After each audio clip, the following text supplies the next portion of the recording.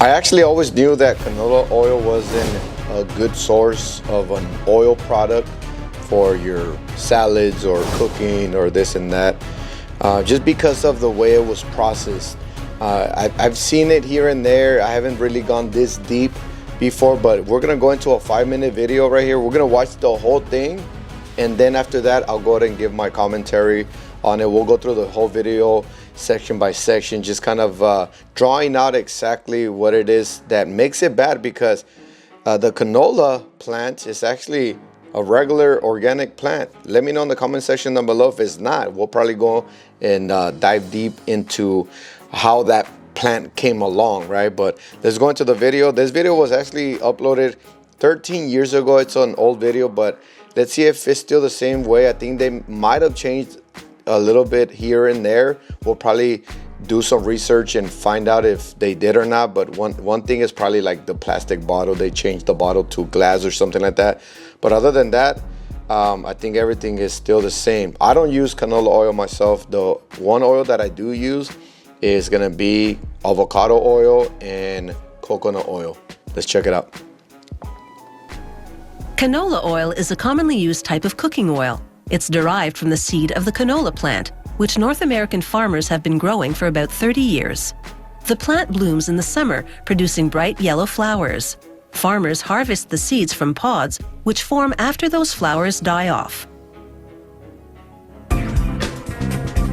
Canola oil is one of the healthiest cooking oils. Compared to olive, sunflower, and soybean oils, it has the lowest level of saturated fat, 7%. It also contains more healthy omega-3 fatty acids and is high in monounsaturated fat, which lowers cholesterol.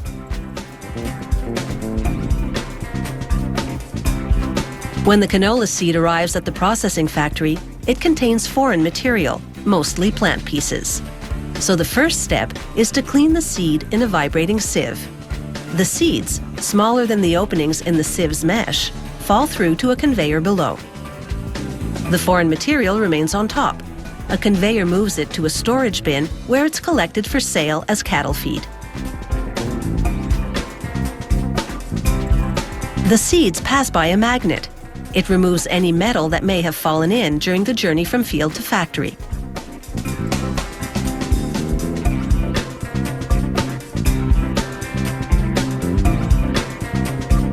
Next, the seeds enter a roller mill. They pass between two steel rollers, which crush them into thin flakes. A conveyor then feeds the flakes into a screw press. It has a large revolving screw-shaped shaft enclosed within a slotted cage. As the shaft turns, its threads squeeze the flakes with high pressure, forcing out the oil, which then drains out through the slots. 42% of canola seed is oil. This screw press extracts nearly 3/4 of that. The remainder is still trapped in the pressed flakes, now referred to as canola cake. The cake exits the other end of the press and moves on to a second extraction. This one, a 70-minute wash with a solvent. This chemical extraction process removes all but a trace of oil. The factory then grinds the cake into protein-rich meal, which it sells as animal feed. The extracted oil, stored in large tanks, now enters the refining phase. First, they wash the oil for 20 minutes with sodium hydroxide. During this wash cycle, they spin the oil at high speed so that the centrifugal force separates the natural impurities, which the factory later sells to soap manufacturers. After this cleaning process, the canola oil is visibly clearer. However, it still contains natural waxes, which make it look cloudy. So the next step is to cool the oil to 5 degrees Celsius. This thickens those waxes so they can be filtered out. The waxes don't go to waste either. The factory uses them to produce vegetable shortening.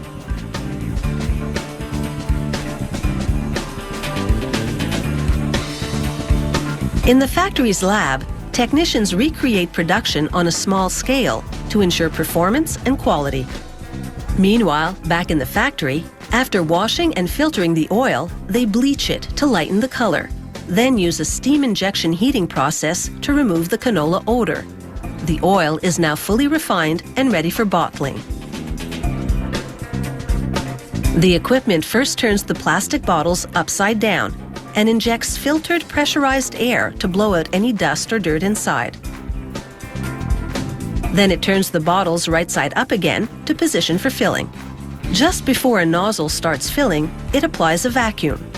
If there's no suction indicating a leak in the bottle, the machine automatically ejects that bottle from the line. Each bottling machine in the factory fills 22,000 bottles per hour. The labeling machines work at the same speed. They spread glue on the back of each label, then apply the label's edge to the bottle. The bottle spins, wrapping the rest of the label around itself. As the bottles come off the labeler, a robot separates them into groups of 12. Then it picks up and deposits each dozen in a shipping box. From field to factory to your pantry, where once opened, canola oil has a shelf life of about a year.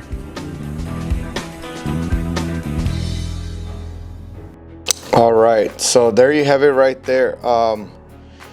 Number one thing is just the process, how much washing they do, how much cleaning they're doing when it comes down to getting it to its end product, right? I heard bleach, I heard sodium hydroxide, I heard many other cleanings with other solutions. So a lot of cleaning. Now, one thing that I want to mention is, do we actually even need oil? Like, is oil just natural to consume, right? Because you got to look back into our hunting and gathering days. It was oil being used as cooking oil, right? And do we need it? One thing I can think of is eggs, right? That's probably the only thing that I won't be able to cook, like scrambled eggs, right? Because they stick to the pan and stuff like that. But other than that, everything else, you can always a steak, you can grill it. Turkey, you can grill it. You can grill everything else but egg, right? Egg, you can eat them boiled, right? I think that's the only way. You can actually eat eggs raw. So back in the day, if the chicken was even made by God, I don't know, maybe us humans created the chicken by some kind of modification genetically. But anyways, if the chicken has been here since creation, then we must have been eating the eggs just raw, right? And you're able to. The only reason a lot of people, I don't recommend you eating the eggs raw. Cooking, fire kills a lot of bacteria, right? So every time that you're gonna cook something, think about it like that, right? You're actually killing some bacteria as well, including steaks and all that. Steak, you can cook it medium rare and it's still gonna be good. It retains its creatine and stuff like that, saturated fat, and you should be good to go. The only one that you gotta be very careful on is pork, right? And notice the chicken, if you cook chicken with its skin, the skin itself produces oil for it to cook beautifully, right? It extracts the oil from the skin, and you can actually cook it with its own cooking oil. Steak as well has the saturated fat, the little white lines that some of the steaks have. That's saturated fat that also gives out some oil so that it can cook properly. Turkey, same thing with the skin, but like I said, eggs is the only thing. So as you can see, it goes through a lot of metals. Like there's a part here where it goes through a metal or it goes through a magnet to remove any metals. Why? Because of its the way over to the factory, right? Sometimes it probably picks up some metals or something like that, where how they package it and stuff like that. So they run it through a machine that has a magnet and it removes any of those metals. My question is, does it remove every single bit of metal? I don't think so. I think there's itty bitty microscopic metals that is not going to pick up. So now those metals keep on remaining there, and we end up ingesting it. So just the process here, it looks like this, right? It looks like that, and then it starts to remove all the little particles and stuff like that, right? Trying to get just the seed, right? So as soon as it gets just the seed, the foreign material remains on top. A conveyor moves it to a storage bin where it's collected for sale as cattle feed. So this is the part I was telling you about right here.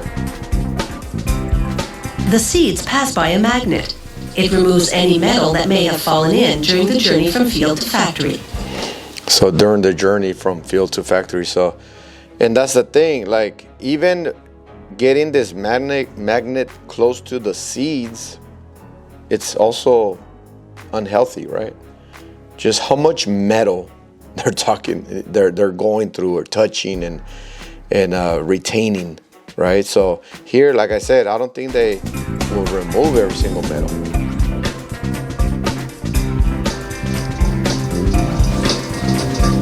Next, the seeds enter a roller mill. They pass between.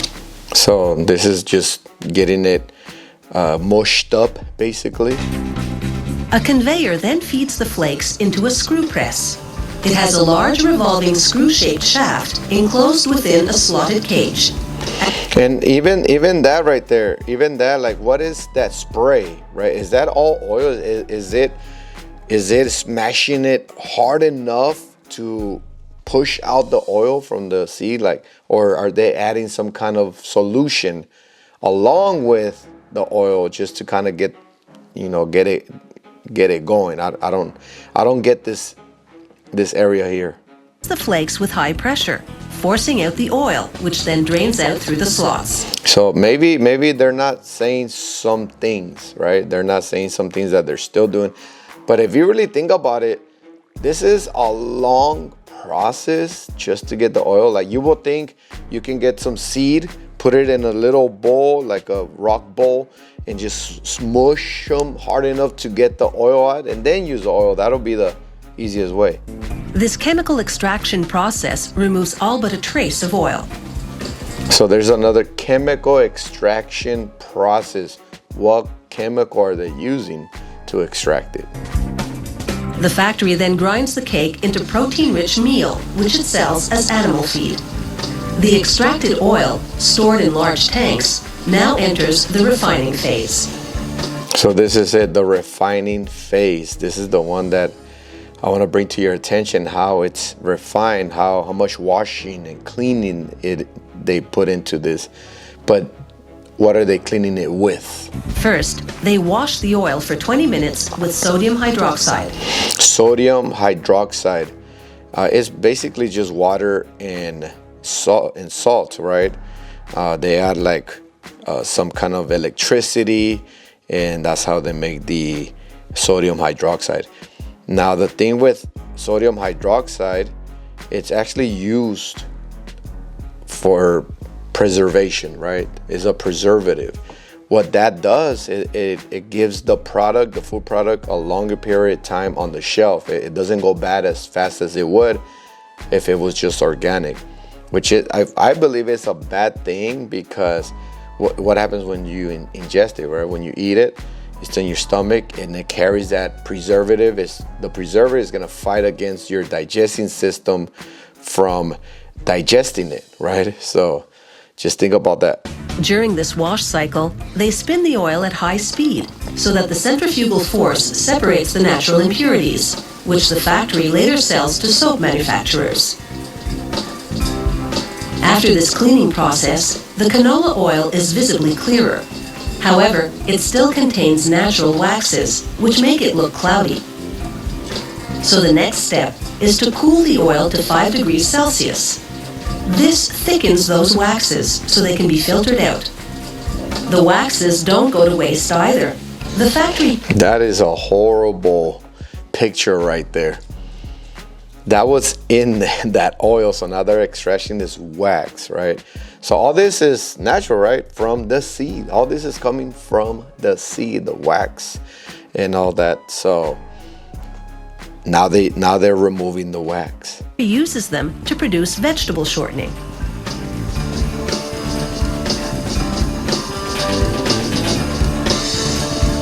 In the factory's lab, technicians Yeah, so this is all done in a factory, in a laboratory. So this is a food that we consume, right?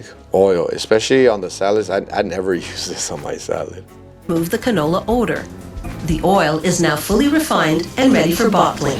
So now look at to lighten the color. In the factory, after washing and filtering the oil, they bleach it to lighten the color. Then use a steam injection.